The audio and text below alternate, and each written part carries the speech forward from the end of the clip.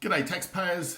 Labour force numbers for January confirming what we sort of are all pretty much anticipating, another decent increase in employment. That's really reflecting the population growth. But the unemployment rate ticked up again to 4.1% from 4.0. But basically, the unemployment rate's been dead flat for, well, more than a year now at 4%, and it's occasionally gone up to 4.1 or 4.2, dropped to 3.9, but it's basically 4% apart from that month-on-month volatility. So that's an important point to think about. And just in the context too that it was in late 2022 that the unemployment rate was as low as 3.4%.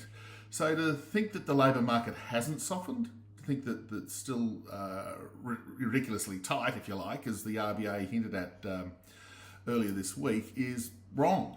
The labour market is softening. The unemployment rate, while it's steady at 4%, plus or minus, we do have the information coming through on the wages data yesterday that wages growth is slowing. And as I noted yesterday, you don't get slowing wages growth if the labour market is tight. Indeed, you only get that if the labour market is a little bit soft. So in terms of the other information on the labour force numbers, full-time rebounded. Again, that's just the sawtooth we often get from month to month. Part-time employment down a bit. Hours worked, sort of they're just tracking a little bit higher. So it says to me there could actually be a little bit of productivity, dare I say it, coming through with the hours work numbers being pretty flat.